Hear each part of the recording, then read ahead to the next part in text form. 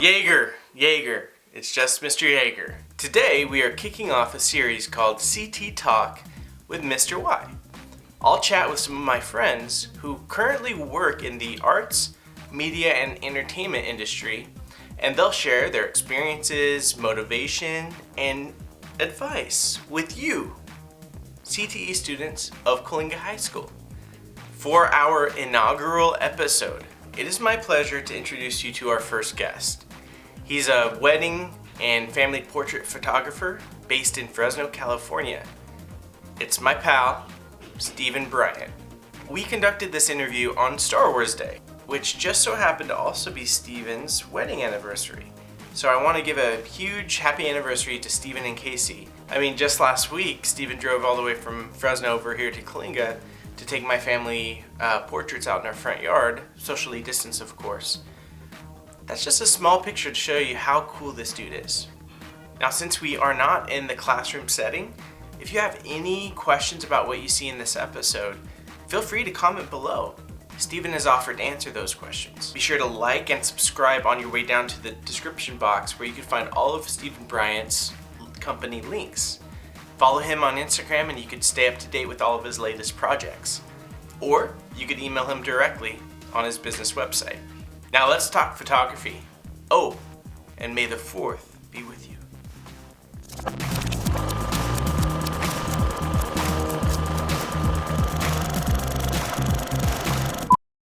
Hello? Hi, I hear you. Do you hear me? Yeah, I hear you. Nice. What's going on? Oh, just another day, working at home. Yeah, I feel you. Hey, is I this feel like I is should this turn my hat mic- backwards. I'm advertising. There we go. Look at that. Better? Yeah. We look like twins. Oh, let me close Yeah. this window. Hat twins, I like it. Yeah. Notice anything else different about me?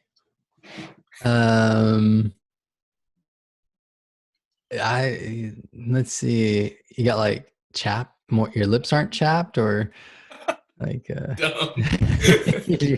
Well, that too. I have smooth lips. Did you get that doll? He shaved the beard. Did I get that what? Did you get the doll off the bed? Yeah. Man. I've been watching your That was videos. so good. Thanks, man. Yeah, Appreciate they're it. good. They're really good. Thoughtful, Thanks. thought-provoking. I've been having fun with them, so it's been cool. Hi, Casey. Hi, Jake. Yay. I don't know exactly what the email said. Let me see. Cool. I just Does get my it mic sound okay? strongly because I'm plugged in directly, I think. But yeah, you sound good. Yeah, no. Cool. Cool, man. Thanks for doing this. How are you doing? Yeah, of course. So this is episode 1 of. Nice. I'm the first episode. You're the premiere episode here I love it. of what I'm calling CT Talk. Not DC Talk, not the band from when we were kids, but yeah, Is that CT's 90s or is that 90s, yeah, 90s, or early 2000? probably into the 2000s, into the millennium a little bit, but Yeah. and they had some good stuff. What does that stand for, you might ask? It stands for Career and Technical, and then I just cut off the ed part because it got too long. But CT, Career and Tech Talk.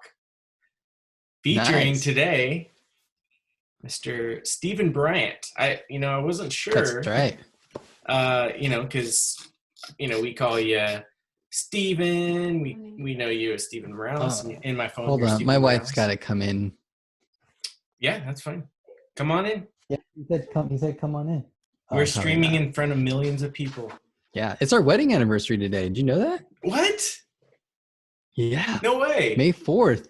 May 4th. I remember it we well. got married. Yeah. Yeah. Heard you had a pretty awesome group of groomsmen in your wedding. Yeah, you were. I think you were even there, if I remember correctly. Yeah, you know it. I think I was. That Yeah. was cool. I We had remember the suspenders going. yep. I remember like it. dressing up top in that dirt area. And Nice. and then I this is so weird, a specific detail of you saying, I hope these pants fit me because I haven't worn them since. I can't remember the event, but that was like your specific thought of. Yeah, hey, I've had bad luck before. Let me just say that. It's always something you want to double check, triple check if you're in a wedding, Yeah. kids. If anything, you could take away from this episode. That's one of them. One of the first tips: keep trying on your pants. Always, I think they worked out because though. you If I never remember. know. Yeah, Yeah, they it worked worked out. out. Well. Yeah, it really did. I think mine were a little tighter than than the first time I tried them on, to be honest. Yeah, you never know. which is good. It's like, I mean, typically you think, oh, I'm gonna be slimmer for the wedding, but hey, life gets busy. Then something happens. Yeah. For sure. Well, we've known each other I was trying to think exactly like what year we met. I know it was in the 07, 08, maybe, or maybe When did 08, you 09? graduate? When did you graduate? I think that was the first. I think that was the first time I met you. Okay. So yeah, because it was at Olive Garden, and that was the first time I ever met you and Carissa. Was that when I was falling asleep? Yeah, it was. Okay. That might have been 07 then. I think that was. Oh, okay. Maybe 07. But yeah, I had been. What was going on again? What was happening? We were doing a conference at my college, FPU, Fresno Pacific, Sunbirds, and I was getting a video. Speaking of video, I was editing a video all night that night before, so it would be ready for the conference, and doing a whole slew of other things to prepare for that. And so that conference was that day, all day, from early in the morning, setting up all through the day. Yeah. And then, we had the birthday dinner at Olive Garden, and I wouldn't even drive. I was so tired and scared that I would just fall asleep at the wheel. Oh my so gosh. I think Carissa drove us over, and I was not myself. So we were joking how, okay, this is not the real me. I really don't fall asleep at things typically. But I think I even remember thinking like, what's going on with him? Like, who is that guy? Oh man, I know that. Looking back, that was like, oh man, first impressions, right? Yeah, so 2007. That's nuts. I think that was the year. That's 13 years-ish. Maybe it was. No, I don't know. I need to. It was the first year we did that conference, so I'm gonna have to look back. I think maybe it was 08. Maybe it keeps shrinking in time. Maybe 2009. I don't know. Was it last year? I don't know. No. Yeah, it's only been maybe a couple of years at the most, but. You're living in Fresno. I'm living in Coalinga. Mm-hmm. You don't see each other as often. But about last week or week and a half now, you drove all the way to Coalinga. Yeah. And took beautiful drive. Yeah. Beautiful drive. It is, scenic and rural area. And you came in. You want to explain kind of what you're doing with that? Yeah. So specifically with that, I've been doing these, I've been calling them drive-by sessions, but there's this whole thing going on with porch, what do they call it? Front porch project. And so it's kind of a little take on that, where I've just been visiting families at their home to kind of document not only their families, but their families during this time with the whole pandemic and everything. We did that with you guys. Your wife texted me up and said, would you be willing to come to Coalinga? And I was like, of course, anything for the Jaegers. So that's what I did. Yeah, that went way outside of, usually your sphere, your bubble, which is, we appreciated that a lot, man. and Yeah, pictures it was a are great awesome. time. You're in Fresno now. You're doing kind of during Hmm. this quarantine. How's life with the quarantine? You've got two little ones, and we Two saw little Casey ones. walk by earlier. Yeah, two little ones and a wife. It's been really good. I think not a lot has changed for us, to be honest. Mm-hmm. I work a lot more from home. Usually, the flexibility of my job is that I get to work a lot from coffee shops, which I love a lot, just because I love the That's smell cool. of coffee and I love the taste of coffee. But working from home has been a big adjustment, and the hard part from that is like knowing when you're dad and knowing when you're not dad at home type of deal, like, because Mm-hmm. sometimes the kids get crazy and like you hear mom and kids fighting and you like, do I step up and be dad right now, like do I step or like do I continue to work? So Yeah. that's been kind of the biggest adjustment, but it's been good. Not a whole lot Yeah. has changed, but it's been really nice to just have family time all the time. And Mm-hmm. yeah. Yeah, I definitely hear you there. About 2 minutes before we started this, I heard crying from some Yeah. undisclosed location in my house, and so yeah, I definitely feel that you might hear more of it at some point. But Yes. but now, yeah, you're a photographer. You've had experiences and do weddings, and you do like the Hmm. portraits. Um, how long have you been doing this now? So I've been doing this since 2014 as a business.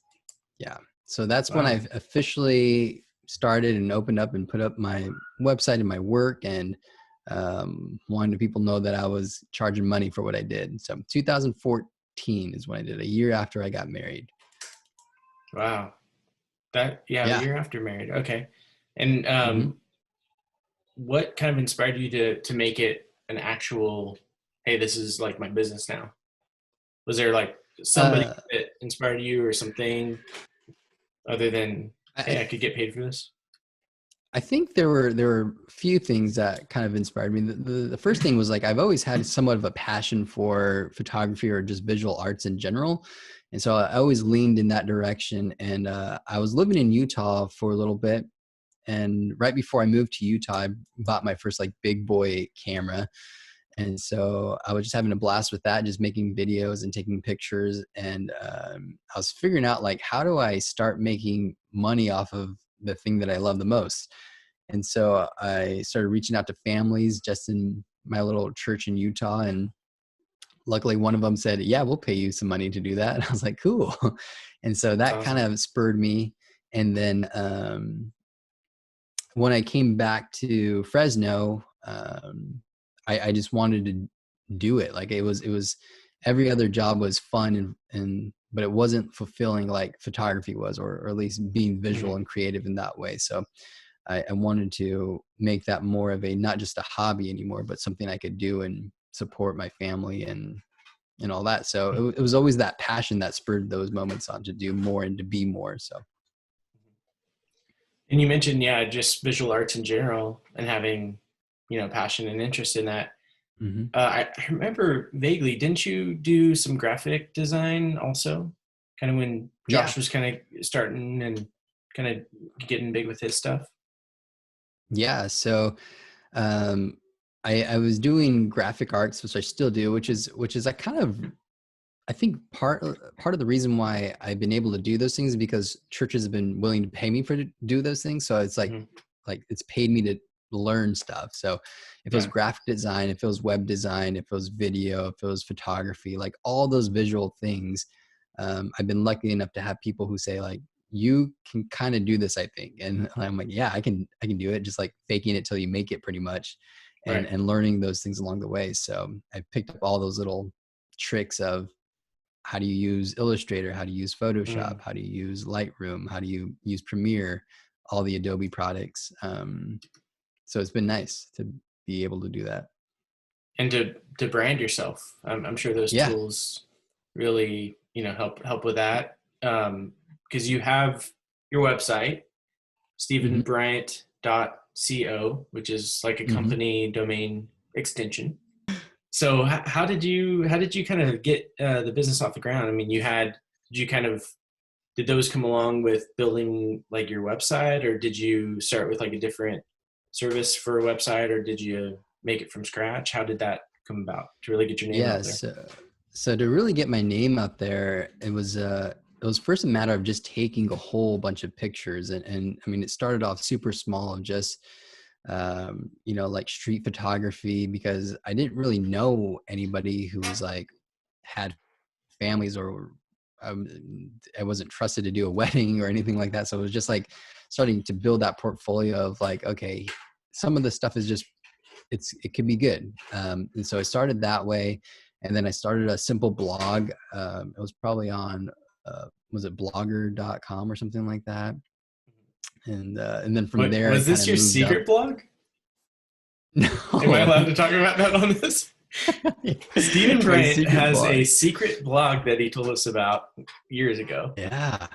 and Hmm. it's anonymous, so no one Yep, knows it's it you, is. but it's pretty big, you say, right? I mean, it has It people was. interacting and Yeah, I reading. mean, You yeah, do that people were still? interacting with it. No, I haven't done that in years. It's so funny because I think we talked about it maybe, I don't know, maybe 6 months ago or something. It came up somehow, Mm. and I looked it back up, and I was like, oh my gosh, there's so many like little stories that I wrote, and like Mm-hmm. you guys were in it, and just the people who were closest Mm. to me were in it. So it was yeah, You it's probably wrote funny. about me falling asleep at Olive Garden. I was like, who is this guy? Who does that Met at the a strangest party? man today. Yeah. So you had a separate blog for photography, your Mhm. own photography, I assume, Yeah. Yeah. and then And then yeah, so building that portfolio, I just started I saw actually a post from somebody who was looking for someone to help them second shoot a wedding, mm, and I messaged her, and I was like, I mean, I'd love to do this. I've been doing it for maybe a year or so, and mhm, I think that's really when I started to take it more serious, and I was able to get my mm, foot in the door. It was like just knowing someone to say like, yeah, you can do right, this with me. You'll be my assistant for the day, and seeing how the business was actually ran, which is the mm, greatest opportunity I mean, I'm so like, I think back to that moment, I'm like, man, that's so awesome that they did that for me. mhm. So what was that like going to your first wedding as an assistant? It was a little nerve wracking. I didn't know what to exactly expect. I've never been on that end of, I mean, let's see. Yeah, I already been married, so I kind of knew Hmm. what it like what a photographer would do, but I felt a lot of pressure. I'm like, man, I gotta take some good pictures, or I gotta capture, I gotta just, Hmm. hustle a little bit, like whatever they need, I'm willing to do. I just want to learn every part of it. Yeah, Um, and so it was just running through my brain of like trying to figure out like, okay, like how can I best serve them for being, I mean, really it was just an yeah, attitude of being grateful of like, I gotta show that I'm worth it a little bit, yeah. So Got to earn my keep here. yeah, What exactly. what um what does the typical wedding shoot look like? Kind of like the before. What's like the preparation process for something big like that? Because you don't want to mess up Mhm. someone else's wedding that they've been dreaming about for their entire life. So what do you Yeah. do to kind of prepare for that? Um, a few things. The day of is actually a lot less stressful for me now than it was in the very beginning. And Hmm. so I think it's just a lot of trial and error in the beginning. But for what I do for brides and just the wedding couple along is I walk them through the process of what they expect. Like what are the expectations, and can I actually meet those? So that's like the initial meeting that I have with them before they even book with me. Is like, okay, here's my portfolio. This is my style. This is how I run things. Are Yeah. we going to be a good fit for it? So, Hmm. and sometimes brides walk away from that. They're just like, yeah, you're just not a good fit. And I'm like, I totally get that, because I wouldn't want to be, you're going to have me for a whole day, and your pictures are going to Hmm. be with you for the rest of your life. So hopefully Yeah. you really like them. So that's my initial process of just feeling people out.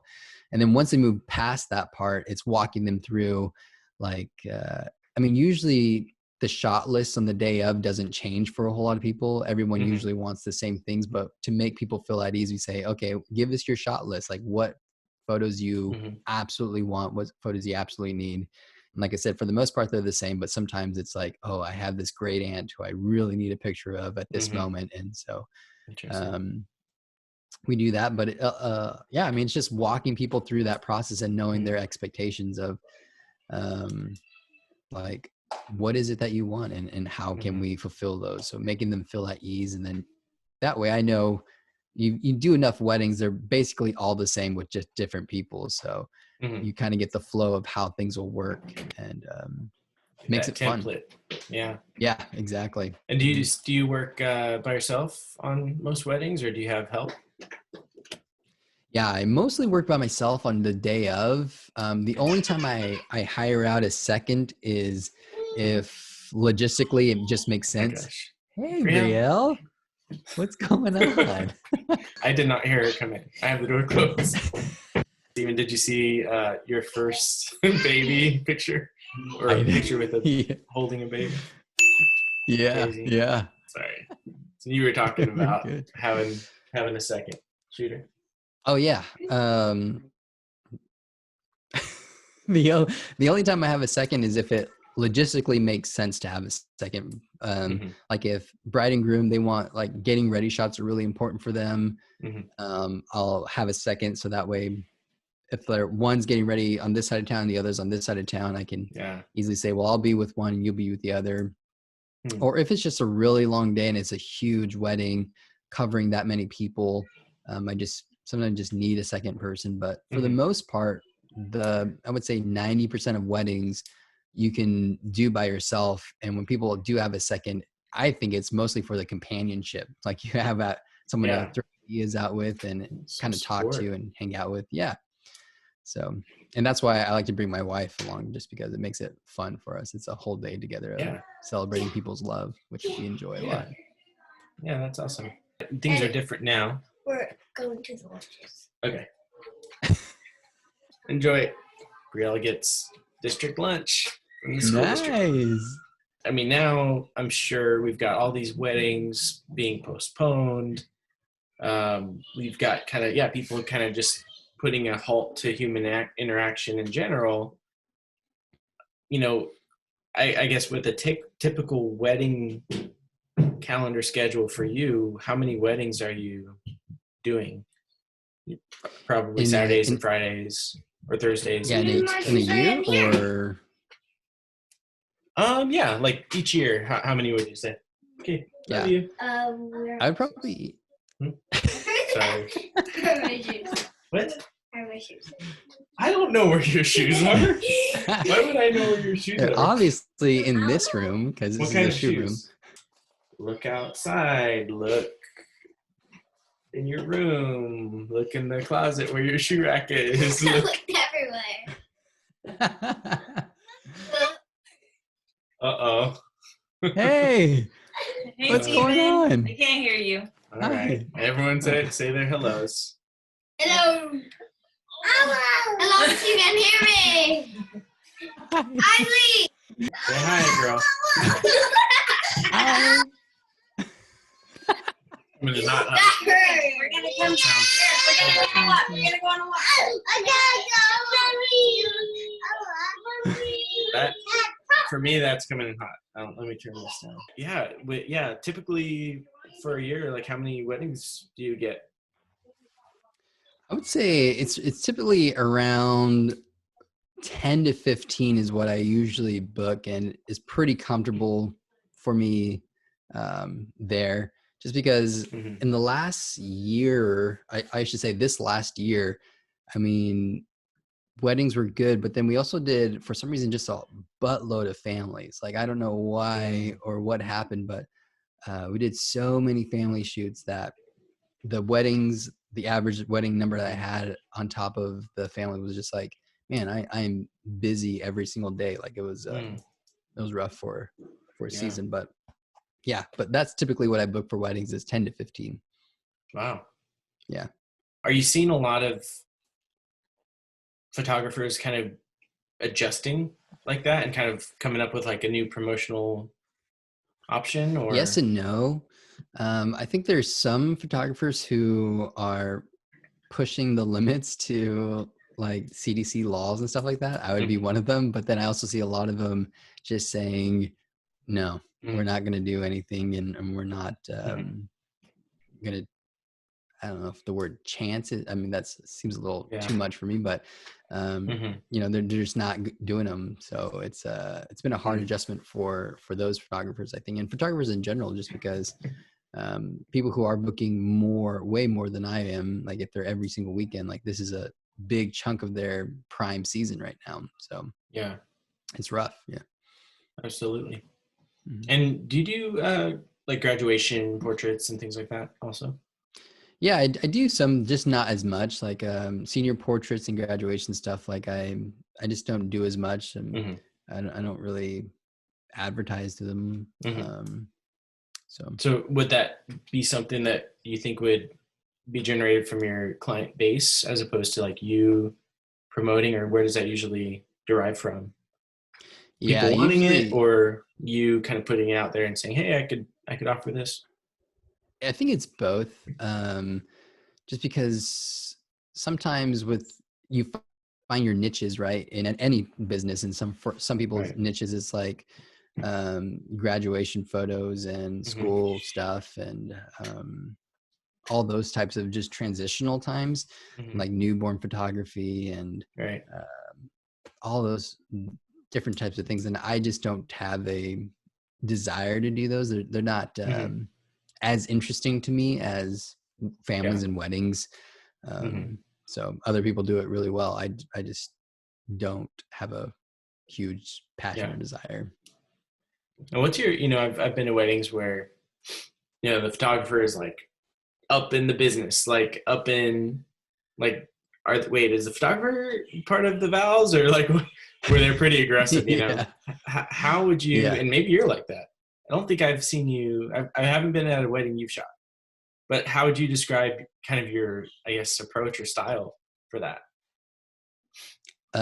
During the ceremony or whole day ceremony, I'm more laid back. I usually go down the aisle a few times, up front a few times, but for the most part, I stay in the back and to the sides, just because there's not a whole lot going on in the ceremony. You can take 200 pictures during that ceremony, but they're all going to look the same for the most part. I mean, most people just want, when he's giving the vows, when she's giving the vows, first kiss, a look from mom and dad from both sides, some bridesmaids and groomsmen pictures, some wide shots and stuff. So when people get super close and invasive, I don't exactly know what shot they're capturing like that.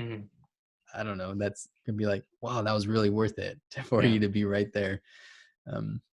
It's interesting. And are you seeing, because, you know, and granted, we've been married a while now, since 2011. We didn't do like videography, and then it seemed like after that kind of became something that was kind of paired with photography. You know, you'd want a video of it and you'd want photos of it. Do you still see that as kind of a strong trend right now, where people are also doing the videography? Yeah, I think it's going to grow probably. Well, I think I shouldn't say the industry is going to grow, but I think it will continue to grow. I don't think photography will like ever go away, but I think how we do photography will change drastically. Because like you see a lot of package deals, especially with couples who are very artistic, that one will do photography while the other does videography. And people at weddings are still wanting a little bit of both. And I think there'll be almost where technology gets so good where one person could do both video and photography at the same time, where if you're shooting 60 frames per second, you're just going to hold it on video and you're going to take your pictures from those frames. And if anything, that's where I see the industry going, where it would just be someone doing video and photography at the same exact time, which is really interesting to think about, just because it is. I mean, technology is growing fast and it's getting so good. Like you could do that if you wanted to. Do you think if that becomes kind of factored into the competition, do you think you would go that route and do videography? Yeah, and I'd be lying if I said it hasn't crossed my mind, just because it's just it's one more thing that you could add to your portfolio to say like, yeah, I do this as well. Like if you wanted that person, so it's nice to be well rounded in knowing those types of things like video and photography, and even if you're a specialist in Photoshop, like people are always looking for people to do really good Photoshop stuff. So yeah, it's just adding one more thing to your portfolio of things. Yeah. Resume. That's awesome. So what kind of, I kind of give you a tip that maybe we could go over some of your gear.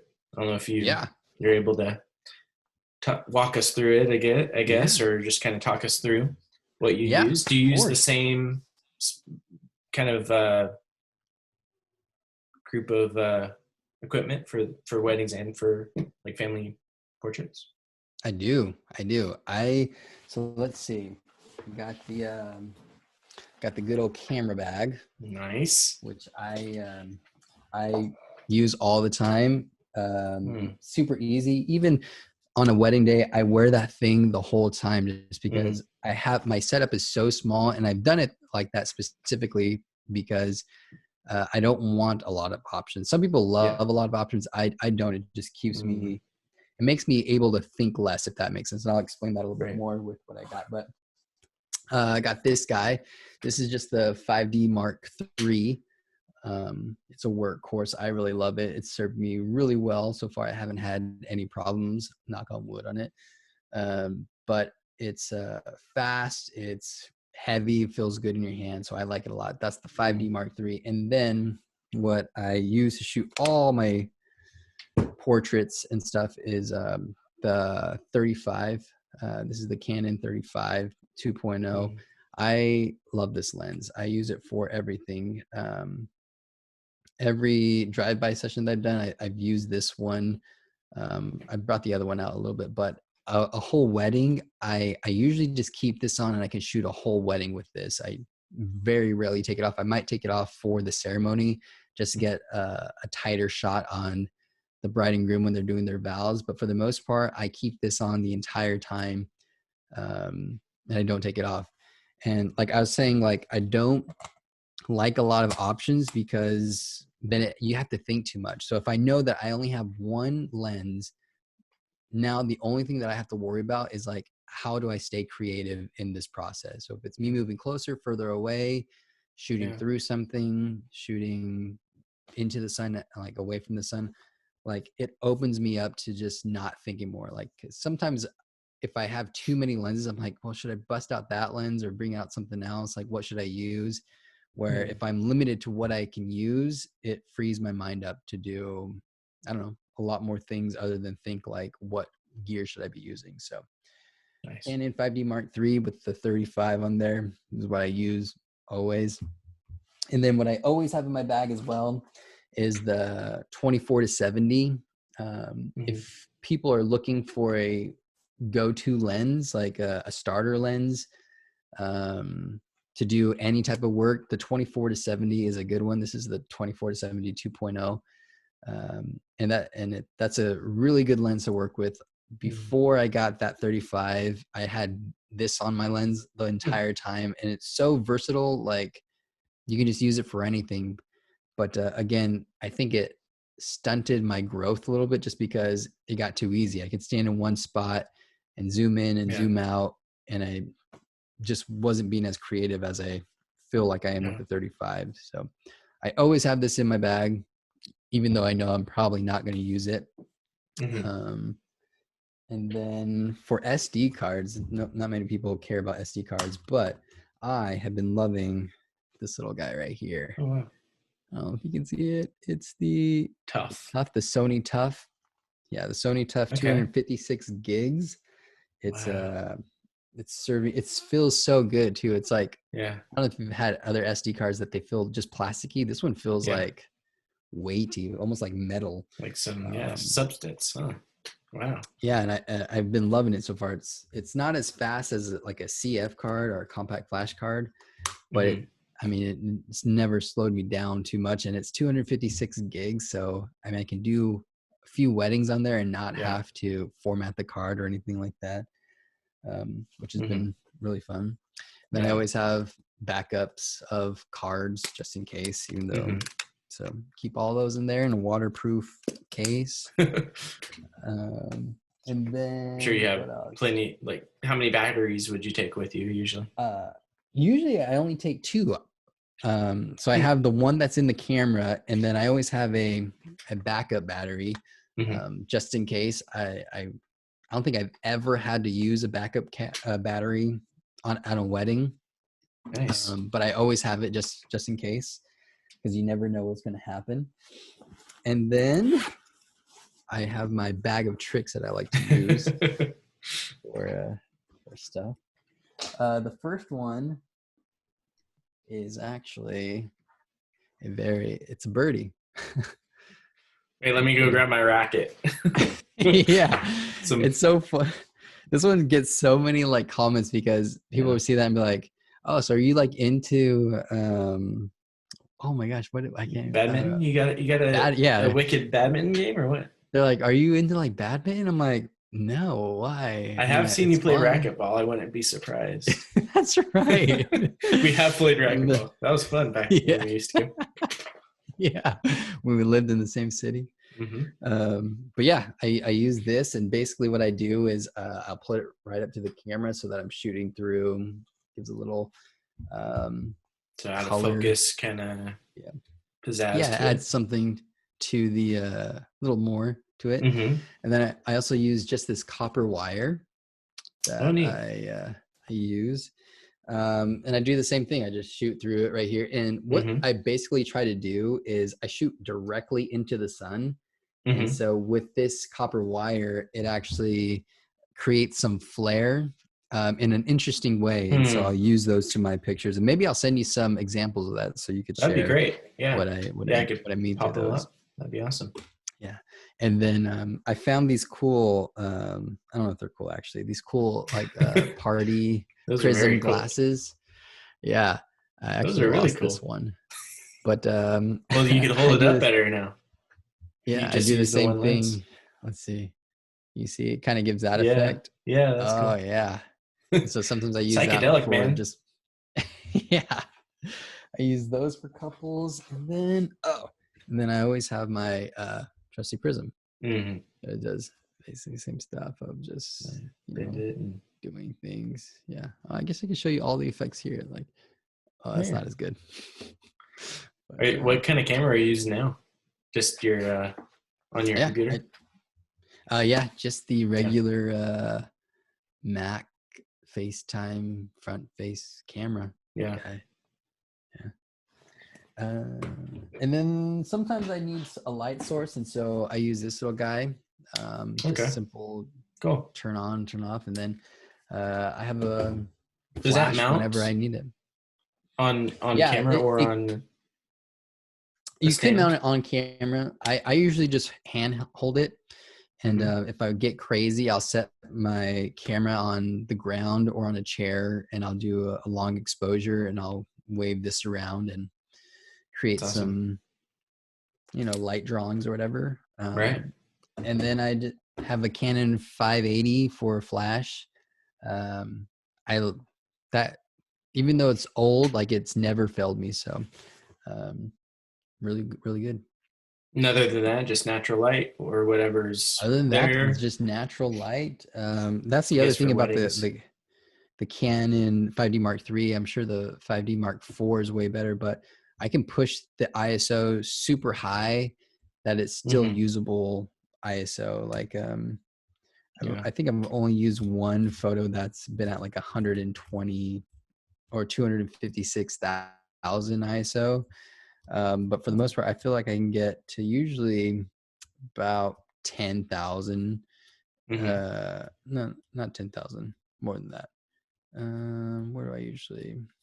25 to 3,200 is where I'm like, okay, that's pretty good for me in low light situation where there's no light at all or whatever. Right. But yeah, that's pretty much my bag. I think I don't think I have anything. Bag of tricks. Yeah. Oh, here's my other lens. I found it. Nice. But that's it. That's really neat. That's all I carry with me for the most part. I can think of. So if a student, let's just say a student's wanting to maybe look into doing something like that down the road, maybe their own photography business, Mm-hmm. what would be the best starting out gear? I guess, I mean, obviously a camera and a good lens. The first lens I ever bought was something they call the Nifty 50. It's just a plastic-ish type of lens. It's a 50 millimeter. I think it was like $100 or something like that. But it served me really well. And yeah, I think the first You like gear, the 35 better now? Is that Yeah. what you typically? Okay, you use that one I more. love it. Yeah. So the Nifty one, would that be good for them to like a starting one, kind of like you did? Yeah, totally. So like I said, you can probably get one for like $100, and you can. I think it's like the 51.8. I want to say, and so you have a really small aperture, so you can get some really cool shots with that. Yeah. And it'll serve you. It'll go a long way for a long time. And the first camera I ever had, it wasn't even like a full frame camera. It was like had a crop sensor. So anything you could get your hands on, that first part is just being able to learn how to use your camera well. Like whatever you have, knowing how to, compose your shot, or how to light your shot, or how light affects people's faces, like knowing those things will go a long way. And then once you get those basics down of learning your settings and understanding how light works inside of your camera, you can kind of upgrade as you go. But those still foundational things serve me in a lot of ways in getting creative. Like, so those are almost second nature, where I don't have to think about them anymore. That's great. Any other tips for students that might be wanting to get into it more? And yeah, if you want to get into it more, of course, just take a lot of pictures, learn, get creative, get crazy, get funky with those things, but also find someone to kind of walk you along a little bit. Like, even if it's just asking questions or being able to sit in on a session to see how you operate, because I think those things definitely helped me out in the beginning a lot. Like being able to sit in on other people's sessions and take a lot of pictures. And also a big thing in business is like not so much being so good at taking pictures, but knowing how to sell yourself is a huge thing. Like having that business mindset of like, I'm not, because like you can take pictures, you can be the greatest photographer in the world, but if no one wants your product or no one knows about your product, like you're not going to be a photographer yet. Like just because you're just a guy who takes pictures at that point. So learning how to sell yourself and learning how to run a business were the greatest feats that I had. Like, because I'm not a very, by nature, I'm not that guy to go out and sell myself very well, and so I've had to learn. I've got an to do offer that. for you. Yeah, exactly. So and a lot of it was, I mean, faking it till you make it. Like if you find an opportunity to say, yeah, I can do it, even if you don't know how to do it, because if you're, I don't know, anything like me or anything else like the people I know, like you'll just learn how to do it, even if you don't know how to do it. But it's creating those opportunities for yourself is my biggest kind of encouragement for people wanting to do this. Like work hard, but also be like really go at it and sell yourself in a lot of ways. So. And yeah, I've been watching your YouTube videos, which you're doing for youth pastor. Yeah, as a youth pastor. So that's, you're doing both things. And so how are you applying your your photography skills and knowledge to make you, I guess, a better youth pastor and maybe connect to your audience these days, and especially now with quarantine? What are some ways you're using those skills in that department? I think one big benefit is that it hasn't been a huge learning curve on doing videos for whatever lesson plans. Mhm. Like it's not I haven't had to learn that or haven't had to figure out how to do that. All I've had to do is focus like, how do I re-engineer the message? Basically, how do I re-engineer how I'm going to speak, and not figure out the technical side of all of it. That's been a plus. But also just from a visual standpoint of learning to paint pictures better on a social media platform, like understanding that, next to YouTube, social media is like the next biggest like search engine, and that's where people are at. So how do I reach people in an attractive way that's at least, I think the term is stop the scroll. How do you get people to stop the scroll? And that's kind of helped me out with this visual mind that I kind of have. So Awesome. Yeah. And you want to tell people where they could look you up and find you and follow you? Yeah. You guys You're have on Instagram questions. and I'm online. on Instagram and online.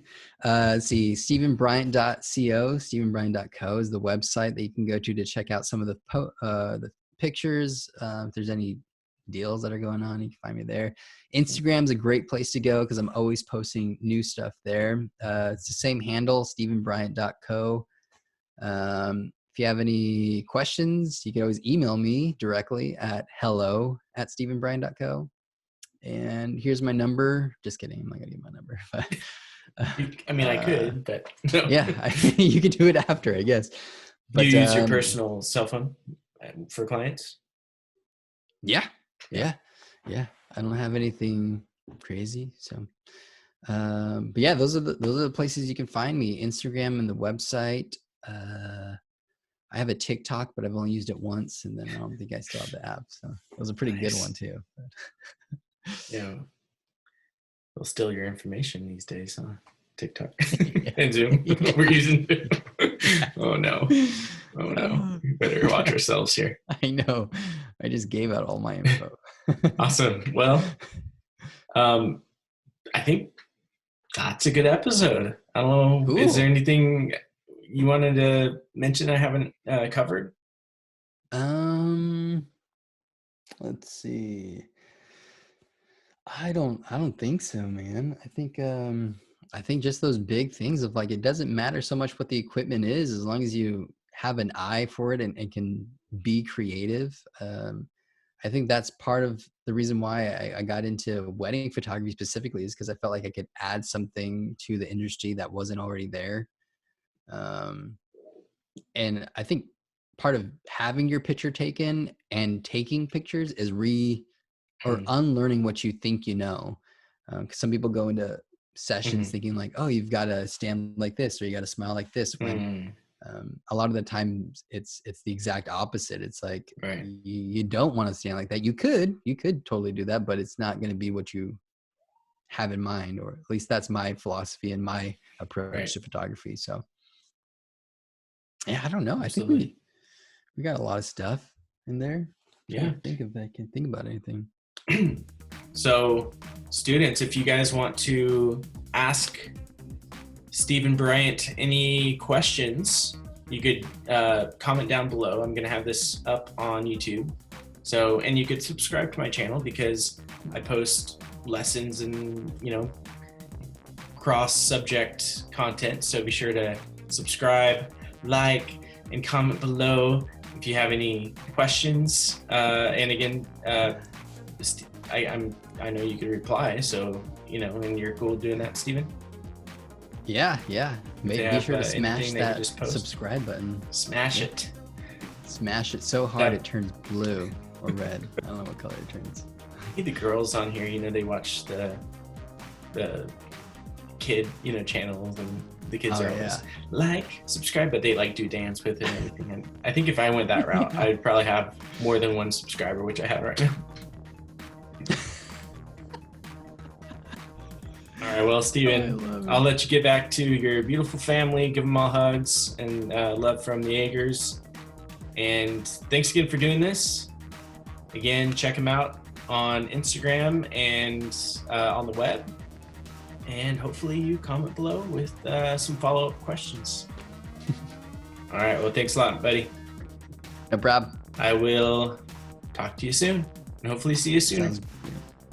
Sounds great. But then I would talk to you too. Yeah, So I guess don't know. that makes sense. It doesn't We make could see each other and not talk like the first time we met. And I'll take a picture and send it. All right, man. Take care. Alrighty, bye. See ya.